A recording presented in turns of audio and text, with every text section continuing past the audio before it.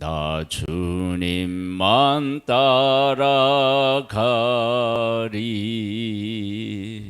아멘. 마태복음 26장 36절로부터입니다.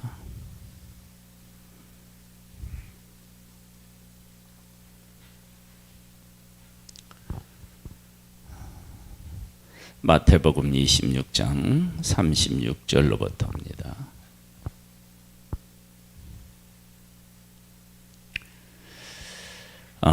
이에 예수께서 제자들과 함께 겟세마네라 하는 곳에 이르러 제자들에게 이르시되 내가 저기 가서 기도할 동안 너희는 여기 앉아 있으라 하시고 베드로와 세베대의 두 아들을 데리고 가실새 고민하고 슬퍼하사 이에 말씀하시되 내 마음이 매우 고민하여 죽게 되었으니 너희는 여기 머물러 나와 함께 깨어 있으라 하시고.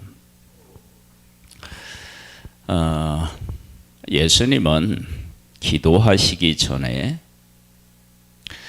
앞으로 어떤 일이 일어날지에 대하여서 아셨고, 그리고 그 일을 어떻게 이루어야 하는지에 대하여서 하나님 앞에 간구하는 모습을 보게 됩니다. 우리가 보통 이제 기도를 할 때 앞으로 어떤 일이 이루어질지에 대해서 알면서 기도하는 경우도 있고 사실은 모르면서 기도할 수도 있습니다. 그러니까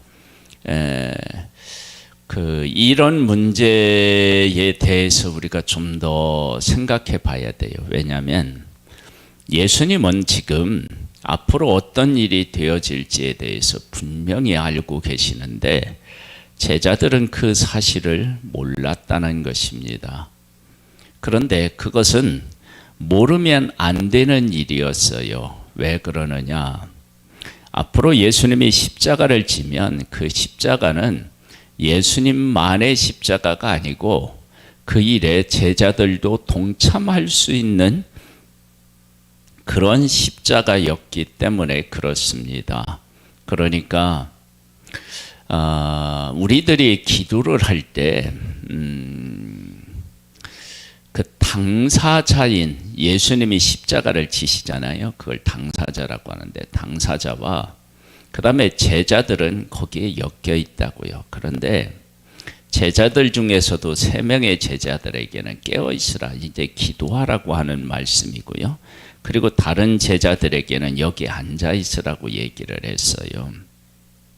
그러면 깨어 있으라고 하는 사람이나 앉아 있으라고 하는 사람들이나 이 사람들이 지금 예수님이 당사자지만 그 일에 우리들이 관련이 있으니까 같이 기도하여 깨어 있어야 되는 게 맞아요. 그러니까 어떤 일이 정말로 은혜롭게 진행되려면 그 일에 당사자도 기도해야 되겠지만 그 일에 관련되어 있는 사람도 기도해야 된다. 그래야만 그 일이 아름답게 이루어질 수 있다라고 하는 사실을 알 수 있고, 그러니까 첫 번째는 예수님이 기도하시기 전에 앞으로 어떻게 될 일을 알고 계셨어요. 그러면 그 안다는 것은 왜 어떻게 하는 것이냐? 예수님이 하나님의 뜻대로 살았고 하나님의 뜻을 이루기 위해 이 땅에 오셨는데 그 하나님의 뜻대로 살았던 삶이 앞으로 어떻게 될 일도 다 아는 것입니다. 그러니까 내가 영적으로 깨어있고 하나님의 뜻대로 내 앞날에 대해서 알고 싶다 그러면 하나님의 뜻을 따라 살면 그 다음에 어떤 일이 일어날지 알게 됩니다. 그래서 하나님의 사람들에게서 이러한 것들은 얼마든지 나타나요. 그래서 바울과 같은 경우는 맨 마지막에 로마로 갈 때는 하나님께서 로마로 가야 된다라고 하는 사실을 분명히 그에게 말씀하시고, 그래서 예루살렘으로 갈 때 예루살렘으로 가면 내가 잡혀서 죄수가 되어서 끌려간다 라고 하는 것을 공개적으로 교회에 이야기하는 모습을 보게 됩니다. 그러니까 하나님의 뜻대로 살아가는 사람은 앞으로 하나님이 어떻게 하실 일을 알게 된다. 그러니까 예수님은 알았고 제자들은 몰랐고, 그리고 십자가는 예수님이 지시지만 십자가와 함께할 제자들도 깨어 있어야 된다라고 하는 것입니다. 39절입니다. 조금 나아가서 얼굴을 땅에 대시고 엎드려 기도하여 이르시되 아버지여, 만일 할만하시거든 이 잔을 내게서 지나가게 하옵소서. 그러나 나의 원대로 마시옵고 아버지의 원대로 하옵소서 하시고, 제자들에게 오사 그 자는 것을 보시고 베드로에게 말씀하시되 너희가 나와 함께 1시간도 이렇게 깨어 있을 수 없더냐. 시험에 들지 않게 깨어 기도하라. 마음에는 원이로되 육신이 약하도다. 예수님의 기도는 내 뜻이 있는 거예요. 할만하시거든 이 잔을 내게서 옮기시옵소서. 그러나 나의 원대로 마옵시고 아버지의 원대로 되기를 원합니다. 그랬습니다. 그러니까 기도는요, 무조건 하나님의 뜻에 순종하겠다라고 하는 것만 있는 게 아니라, 저는 이렇게 생각하는데 하나님의 뜻이 이것이라면 제 뜻을 접고 하나님의 뜻을 따라 살겠습니다. 그런 거예요. 그러니까 우리가 기도할 때 내가 느끼고 내가 생각하는 것이 있는 것이 나쁜 것이 아닙니다. 그러니까 하나님 앞에 내가 느끼고 생각하는 것을 이야기할 수 있고요. 그렇게 이야기를 하는데 결론은 뭐냐면 하나님의 뜻이 있다면 내 것을 접습니다. 그런데 기도하는 사람은 내 뜻을 접을 수 있어요. 근데 기도하지 않은 사람은 내 뜻을 접을 수가 없어요. 그러니까 나중에 이제 나와요. 왜 이제 기도한 사람하고 하지 않는 사람의 차이가 나오는데요. 왜 그러면 예수님은 십자가라고 하는 것을 영광을 얻을 때라고 그렇게 이야기를 해놓고 이제 와서는 이 잔을 내게서 지나가게 하옵소서 그렇게 말씀하시면서 기도하셨느냐라고 하는 것입니다. 그러니까 이제 이게 앞뒤가 안 맞잖아요. 십자가를 영광의 때라고 그렇게 이야기를 해놓고 지금에 와서는 이 잔을 옮겨달라고 얘기를 하는데, 그러니까 예수님은 그러실 수밖에 없어요. 왜냐? 예수님이 십자가를 치면 이제 곧 나오게 되는데 가룟 유다 같은 경우는 망해요. 근데 망하는데 이게 잠시 실패 정도가 아니라 영원히 망해요. 그러니까 십자가라고 하는 것이 구원이기도 하지만 어떤 사람에게는 십자가가 영원한 멸망을 가져다 주는 그 매개체로 작용을 한단 말이에요. 그러니까 이게 어려운 거예요. 마치 꼭 그런 것과 같은 거예요. 한 어머니에게 두 아들이 있었는데 한 아들은 집신 장사를 하고 한 아들은 우산 장사를 한대요. 그래서 비가 오면 집신 장사를 하는 아들이 걱정이 되고요. 비가 안 오면 우산 장사를 하는 아들이 걱정이 되고. 이제 그런 거예요. 그러니까 예수님은 십자가를 지셔야 되는데 십자가를 지면 멸망하는 사람이 나오게 되어 있어요. 그러니까 이 십자가를 지는데 그게 힘들고 어려웠던 거예요. 그러니까 예수님은 십자가 자체를 놓고 이야기하진 않고요. 십자가 때문에 발생되는 일들을 놓고 고민하셨다. 저는 그렇게 생각합니다. 그러니까 예수님께서 이제 기도하는 거예요. 근데 하나님의 뜻이 이것이다. 그러면 이제 그걸 받아들이는 거예요. 그 다음에 오셔서 이렇게 했어요. 너희가 나와 함께 1시간도 이렇게 깨어 있을 수 없더냐. 그러니까 뭐냐면 시험에 들지 않게 깨어 기도하라. 예수님이 십자가를 지시지만 제자들도 이 일에 함께하는 일이 얼마나 중요했느냐. 그러면 그렇게 간절하게 기도하는 것을 멈추고 와서 제자들을 깨운 거예요.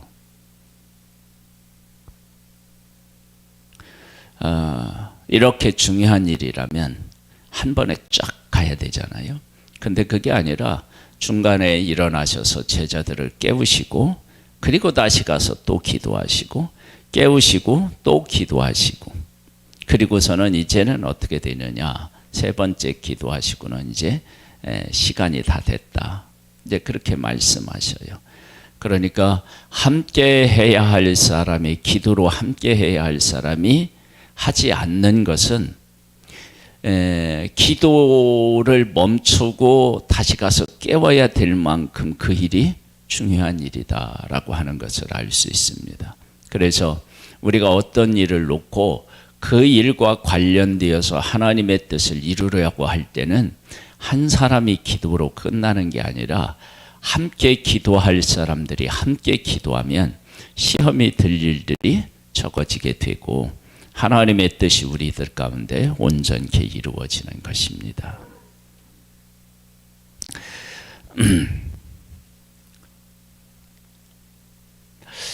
42절에 보면 다시 두 번째 나아가 기도하여 이르시되 내 아버지여, 만일 내가 마시지 않고는 이 잔이 내게서 지나갈 수 없거든 아버지의 원대로 되기를 원하나이다 하시고 다시 오사 보신즉 그들이 자니 이는 그들의 눈이 피곤함이러라.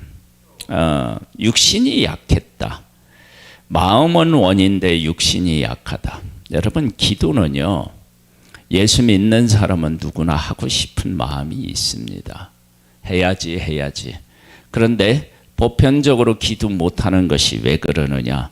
육신의 지배를 받기 때문에 그렇습니다. 그래서 기도는 육신의 지배를 이겨야만 할 수 있습니다.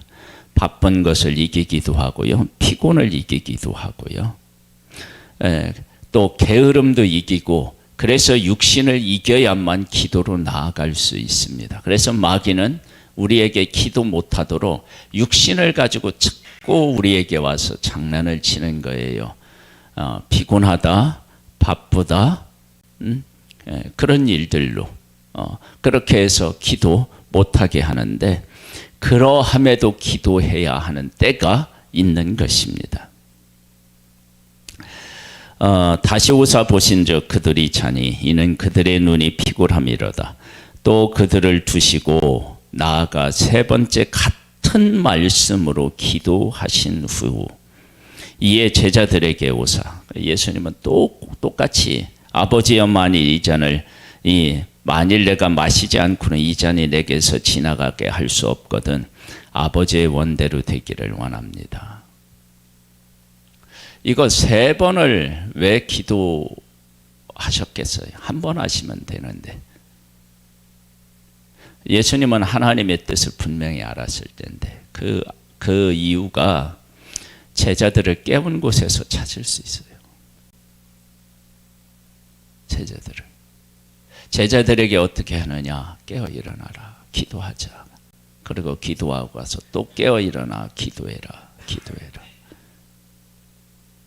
그래서 믿음의 사람은 한 번 기도하고 그 기도를 멈출 수 있는데, 함께 해야 할 사람이 기도하지 못하면 기도하는 사람이 세 번을 기도해야 될 수도 있고 네 번을 기도해야 될 수도 있는 일이 생기게 됩니다. 이에 제자들에게 오사 이르시되 이제는 자고 쉬라. 보라, 때가 가까이 왔으니 인자가 죄인의 손에 팔리느니라. 일어나라, 함께 가자. 보라, 나를 파는 자가 가까이 왔느니라. 예수님은 제자들을 부르셨어요. 나를 따르라. 그때에 제자들이 따랐어요. 지금 함께 가자 그렇게 말씀하시는데 함께 못 갑니다. 제자로 부를 때는 따라왔는데 십자가를 지는 일에는 함께하지 못합니다. 자, 보세요. 기도하신 예수님과 기도하지 않은 베드로가 어떤 차이를 보이는지. 말씀하실 때에 12 중 하나인 유다가 왔는데 대제사장들과 백성의 장로들에게서 파송된 큰 무리가 칼과 뭉치를 가지고 그와 함께 하였더라. 왜 칼과 뭉치를 가지고 오겠어요?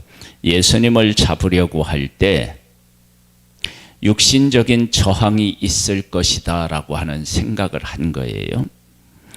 예수를 파는 자가 그들에게 궁후를 짜 이르되 내가 입 맞추는 자가 그이니 그를 잡으라 한지라. 여러분, 입 맞추는 자가 그다 그렇게 이야기하는 것은 사람들이 예수님을 알았을까요? 몰랐을까요? 아니죠. 그렇게 유명한 분인지 몰랐을 수가 없죠. 알죠. 아는데 왜 이런 얘기를 했느냐? 그러면 내가 판 사람이다 그것을 이야기한 거예요. 곧 예수께 나와 랍비여 안녕하시옵나이까 하고 입을 맞추니 예수께서 이르시되 친구여 네가 무엇을 하려고 왔는지 행하라 하신대 이에 그들이 나와 예수께 손을 대어 잡은지라. 예수와 함께 있던 자 중에 하나가 손을 펴 칼을 빼어 대제사장의 종을 쳐 그 귀를 떨어뜨리니 이 사람이 누구라고 얘기해요? 베드로가 그러잖아요. 그러니까 육신이 약하여서 기도하지 못한 사람은 육신의 일을 하는 거예요. 육신적으로 나아갈 수밖에 없어요. 문제가 있었을 때. 그러나 깨워서 영적으로 살았던 사람은 영적으로 가는 거예요. 그래서 우리가 기도해야 됩니다. 그러니까 기도하지 않고 영적인 일을 막다득질했을 때 기도하지 않은 사람은 육적인 것들로 기울어지고 기도하는 사람은 영적인 쪽으로 기울어지는 거예요. 이에 예수께서 이르시되 네 칼을 도로 칼집에 꽂으라. 칼을 가지는 자는 다 칼로 망하느니라. 너는 내가 내 아버지께 구하여 지금 12군단 더 되는 천사를 보내시게 할 수 없는 줄로 아느냐. 내가 만일 그렇게 하면 이런 일이 있으리라 한 성경이 어떻게 이루어지겠느냐 하시더라. 그러니까 십자가를 지는 일이 어떻게 이루어질 수 있겠느냐. 그런데 이건 막아야 될 일이 아니라 함께 십자가를 져야 할 일이다. 그런 거예요. 그러니까 하나님의 뜻은 피해가는 문제가 아니고요. 그 일을 감당해 나가는 거예요. 그게 바로 뭐라고요? 기도입니다. 기도. 그러니까 하나님의 뜻을 위해서 우리가 기도했다 그러면 힘을 얻으면 어떤 새로운 길이 생기는 것이 아니라 그 일을 감당할 힘을 얻는 것입니다. 그때 예수께서 무리에게 말씀하시되 너희가 강도를 잡는 것 같이 칼과 뭉치를 가지고 나를 잡으러 나왔느냐. 내가 날마다 성전에 앉아 가르쳤으되 너희가 나를 잡지 아니하였도다. 그러나 이렇게 된 것은 다 선지자들의 글을 이루려 함이니라 하시더라. 이에 제자들이 다 예수를 버리고 도망하니라. 그런데 기도한 사람은요, 혼자 남아도 사명을 감당합니다. 우리가 하나님의 뜻을 따라 살아가면요, 하나님의 때를 알게 되고, 하나님의 때를 알게 된 사람은 기도하지 않을 수 없게 되고, 그렇게 기도한 사람은 하나님의 뜻을 따라서 끝까지 순종하며 승리하는 자가 됩니다. 그래서 기도는 사실은 어디에서부터 우리가 출발해야 되느냐면 하나님의 뜻대로 순종하는 삶에서부터 출발되는 기도가 가장 귀한 기도다라고 하는 것입니다.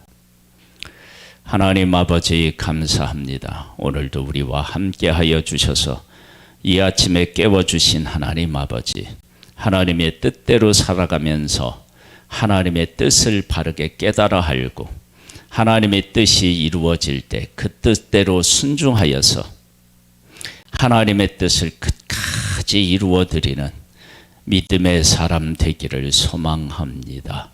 은혜 위에 은혜를 더하여 주시옵소서. 우리 솔미를 일으켜 주시옵소서.